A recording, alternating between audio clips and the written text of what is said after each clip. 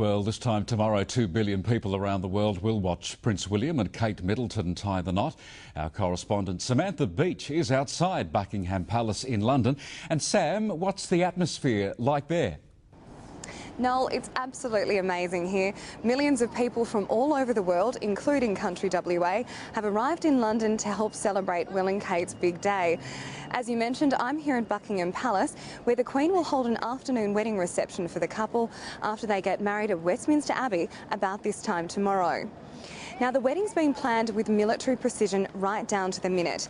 At 10:51, Kate Middleton and her father will be picked up at her hotel just around the corner and driven past the palace, down the Mall and through Parliament Square.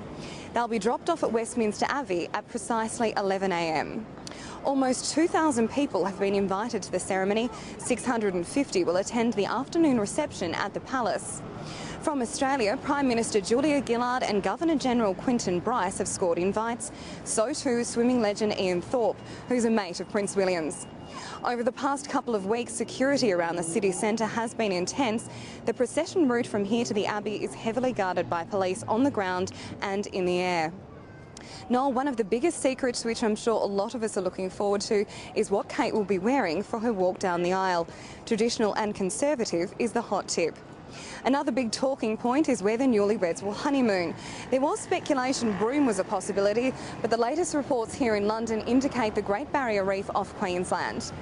Now, the weather here in London tomorrow won't be quite what it will be in the Pilbara and the Kimberley. The forecast is for wet and windy and 18 degrees. I'll have more from London later in the bulletin. Well, before we go tonight, let's go back to our correspondent Samantha Beech in London now. And Sam, believe it or not, country WA is set to benefit from tomorrow's royal wedding. That's right, Noel. The royal wedding couple have been inundated with offers of gifts from around the world. But instead of expensive jewels and art, William and Kate are asking their guests and governments around the world to donate to one of their 26 chosen charities. One of those is the Royal Flying Doctor Service. We all know how much of a medical lifeline the RFDS is to country West Aussies, especially in rural and remote parts of the state. Premier Colin Barnett has already donated $5,000 to the Flying Doctors and sent William and Kate a congratulatory letter on behalf of the state government and all West Aussies. The GWN7 live coverage of the royal wedding starts at 2 o'clock tomorrow afternoon WA time, with GWN7 News going to air directly after the wedding. I'll be back with a full live report from London then. Back to you, Noel. Look forward to it, Sam. Thank you very much. And look, as Sam just mentioned, GWN7 News, a reminder, will go to air tomorrow night right after William and Kate's wedding around 7:30 our time, followed by the AFL. There you go. Let's go to our correspondent Samantha Beech now, who joins us live on the phone from the streets of London. Sam, the million-dollar question, what's it like there?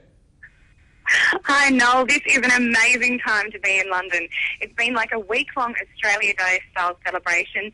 Millions of people have arrived from all over the world. Those from country WA have joined us, thousands lining the streets on the procession route. It's a joyous festival type atmosphere. Flags from all over the world are being proudly waved through the air. That Australian flag is quite prominent, I can tell you. The crowds are about 15 rows deep outside Buckingham Palace and the Abbey. Faces are painted with Union Jacks, and lots of ladies, no matter what their age is, have told me their hearts are breaking now Prince William is officially off the market. Oh, they'll have to look to the next down. Look, we're keen to know, what was the mood like when Kate arrived and the world got to see that dress for the very first time? Noel, the dress reveal has been possibly the most anticipated moment of the day. Princess Catherine wore a dress designed by Sarah Burton and Alexander McQueen. The crowds cheered with delight as a relaxed-looking Kate arrived at the Abbey, waving to those thousands lining the streets. She then entered the ceremony on the arm of her father, Michael. It's a beautiful dress, lots of lace, very classic and elegant, not showing off. A fairy tale dress for Princess Catherine, the future Queen of England. You sound swept away yourself. William and Kate, look, they're married now. They've got a busy time. What's next on the agenda today? We've just seen the couple ride into Buckingham Palace for the afternoon wedding reception to be held by the Queen. There will be about 650 guests at the palace for the party. At about 8:30 p.m. WA time, the Queen and the royal couple will appear on the balcony, followed by a flypast by the Royal Air Force. The Queen and Duke of Edinburgh will then leave the palace for a weekend away, which will be late this afternoon London time. Prince William and Princess Catherine will hold an evening reception at Buckingham Palace with 350 of their closest friends. From London, Noel, it's back to you. Off to watch that, Kiss. Thank you, Sam.